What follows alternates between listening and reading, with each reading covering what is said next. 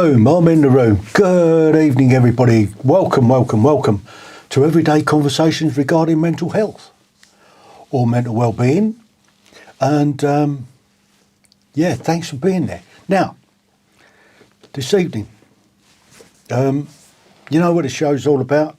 It's all about taking the stigma out of mental health, mental well-being.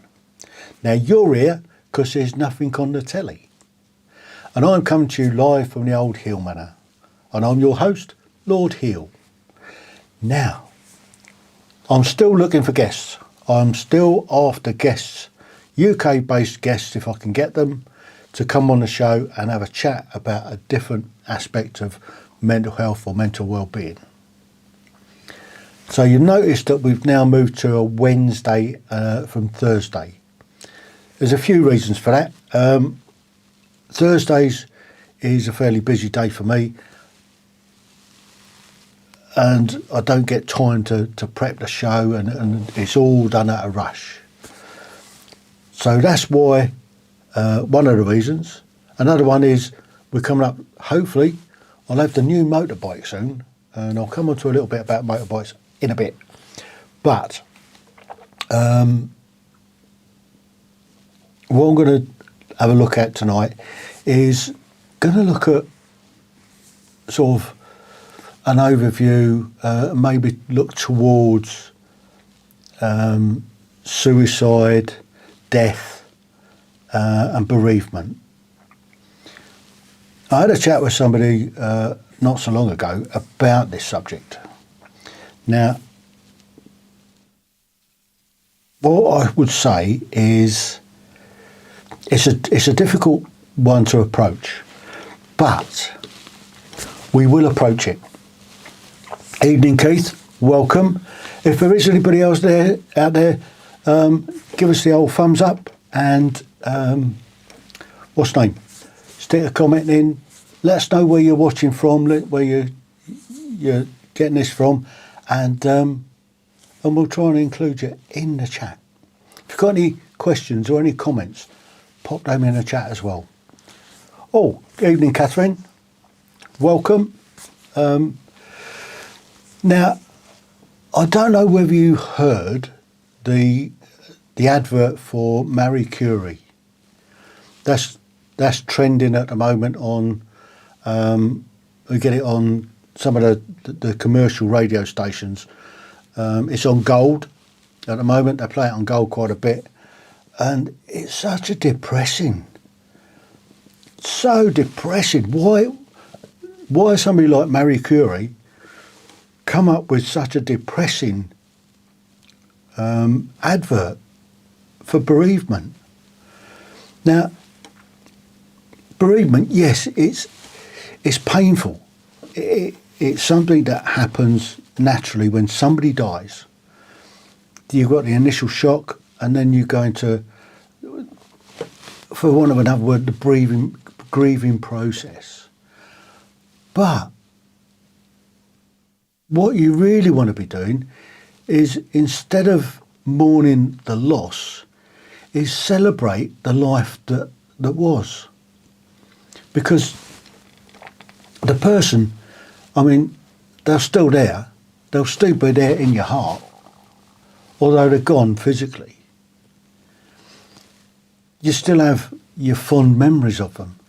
You still have all of that. You will still have what they were. And yeah, you miss them. You miss them a lot.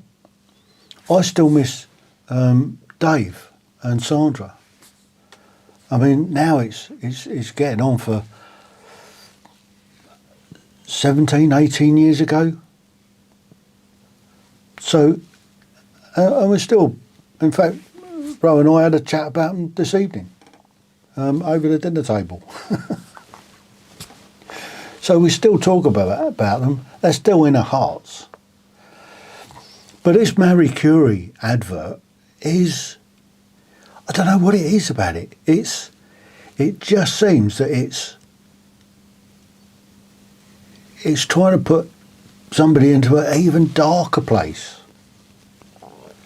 I don't know whether you've heard it, but it's yeah, it's a really miserable advert, and I'm sure they could do something much better with it.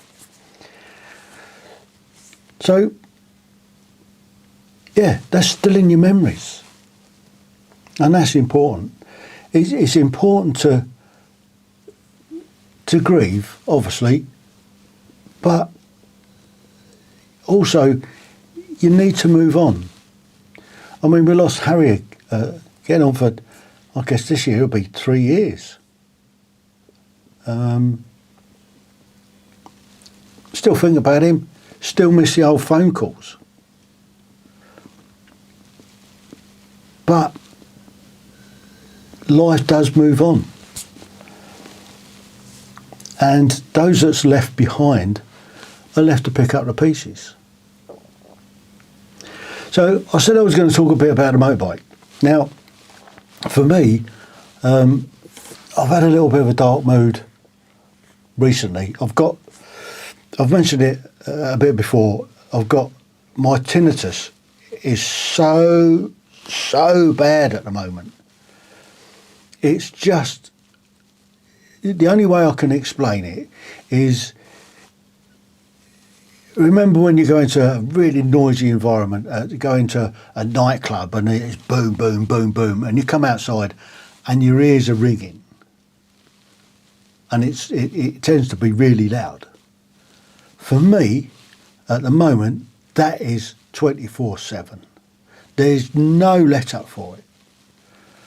I've got different apps on my hearing aids where I can introduce some different noise to try and counteract it, to take my brain away from that noise. But it's there. And it's wearing. It's difficult to get to sleep. If you wake up during the night, it's difficult to get back to sleep. Couple that with a rheumatoid flare. A rheumatoid flare, I mean, we've got it just about under control, but I do occasionally get what they call a rheumatoid flare, and that's a real bit of inflammation in a joint. And the pain is excruciating. And the way I cope with it is I take ibuprofen for it. But when that is coupled with the tinnitus, it does put the odd suicidal thought into your head of wanting to just to end it all, just to have it stop for 5 minutes, just get some respite from it. Now, I will say that I'm not the sort of person that will go and take my own life. Put that out there. And I'm sure everybody, on occasions, thinks about taking their own life and how to go about it. And I've thought about that. And for me, one way I could do it is ride my motorbike into a brick wall at 100 miles an hour. And the thing that puts me off doing that is, A, it'll write the motorbike off, but if I survive, I'm going to be an even more wreck than I am now. So I'm not likely to do it. So that's that's where this darkness comes from for me. Now, I know there's an awful lot of people out there. I haven't got what they call full-on PTSD. I've got little bit of mild PTSD. And what sets it off for me is, I don't know whether you've ever smelt dead and decaying bodies. There's a particular smell to it, and that throws me back to some scenes that I saw when I was in Kosovo, and that occasionally plays on the old mind. I don't often get it, but yeah, occasionally you get that whiff of death, and it's not pleasant, and it just takes us back to that time that I had to witness some of these mass graves. Not nice, not clever, but that sort of triggers off that memory. So for me, that is a little bit of mild PTSD. Just remembering that and having a little bit of a moment, and maybe not a nightmare, but it just relives it, which ain't all that good. It's not clever, it's not funny, but it's something in the past that you can't change. So the way to deal with it is accept what's happened and put it to the back of your mind. It's over. It can't do any more to you. But for lots of people, that sort of thing, that sort of trauma, plagues them, and they find it really difficult to deal with. And the best way of dealing with that is to find somebody that's been through that sort of thing, somebody that was with you at the time, and talk it through. And more often than not, that's a good way of dealing with some trauma, particularly battlefield trauma. I mean, we've been on patrol where we've had guys that have been blown up, and having to deal with that and the aftermath of all of it, and dealing with it at the time. Nowadays, when that sort of thing happens, there's a process in place called TRIM, and it takes about 3 months to go through this process, but it does deal with it. It does look after that aspect of trying to eliminate the symptoms of post-traumatic stress disorder later down the road, because the sooner you deal with a trauma, the sooner it can be dealt with. And it doesn't have to be a battlefield trauma. Lots of people that I know, lots of people I've spoken to, they've carried childhood trauma with them all their lives, and it hasn't been dealt with until it's got out of hand.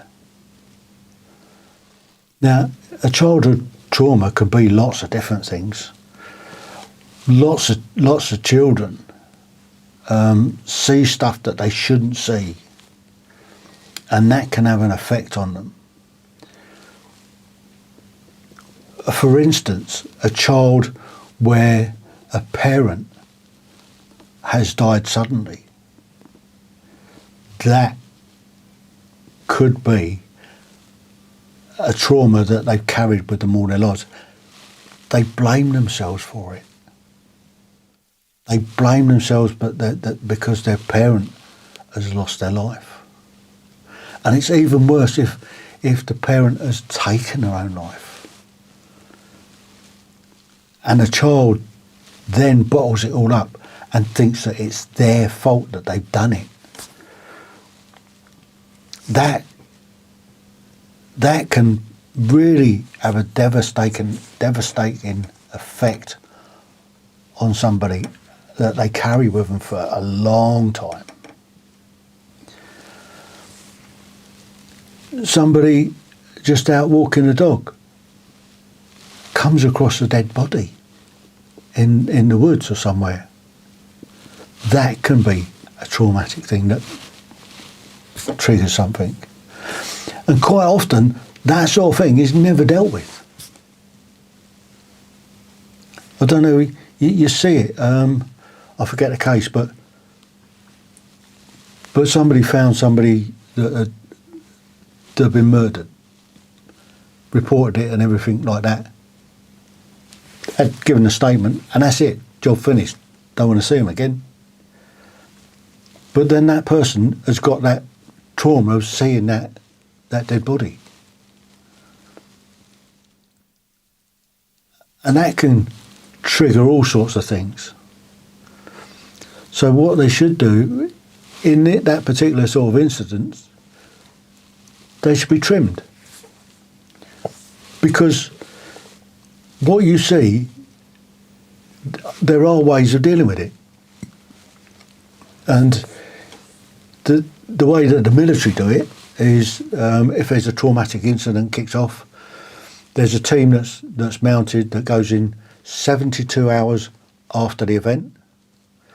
They get all the details of what's happened, and everybody that's involved, whether they're directly involved or indirectly involved, and they assess them, they talk to them, whether there's an individual brief for somebody that's more susceptible to it, or somebody that's so close to it. You'll have a group debrief, and then you'll have a whole group brief, and everybody's assessed. They're told that it's not unusual to have those sort of feelings. It's not unusual to replay it in your mind several times. It's not unusual to lose a bit of sleep. But over time, those symptoms die down and go away, or should do. So the team come back in at the 30-day point. They reassess everybody again to see how they've been, see what has changed, whether they've got back to normal routine or whether they're still struggling. And at any time during that first period, they can be referred on to see specialists. And then the team will reassess, and anybody that does need pointing in the direction of professional help, they do that.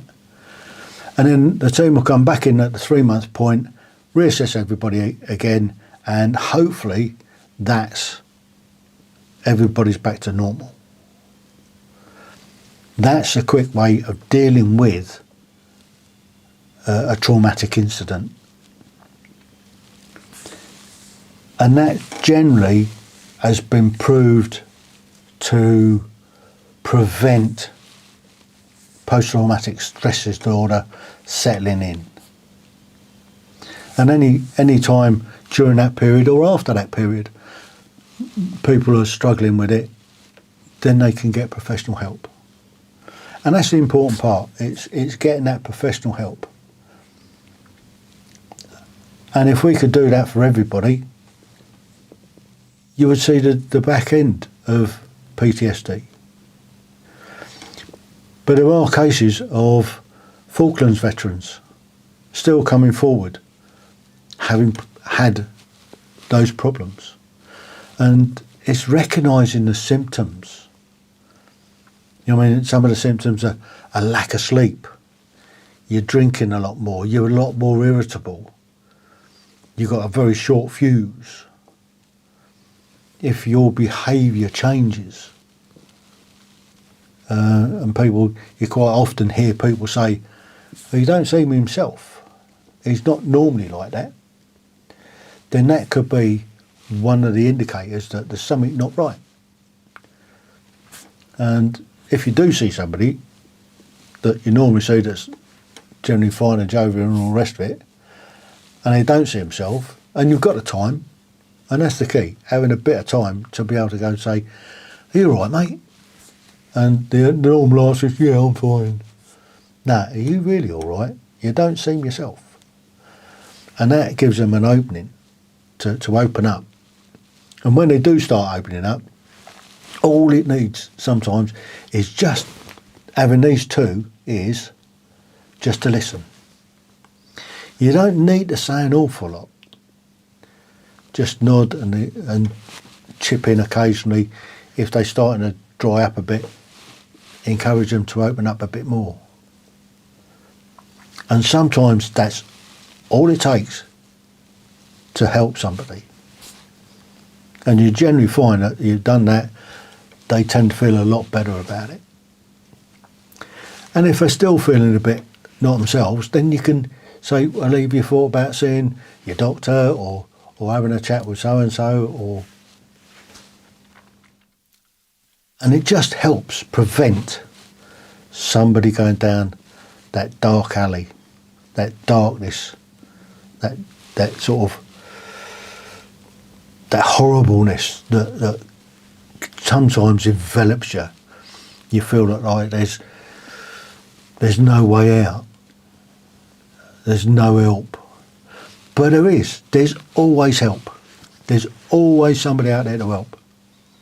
And sometimes it might just be a stranger. It might be a professional. go and see your doctor.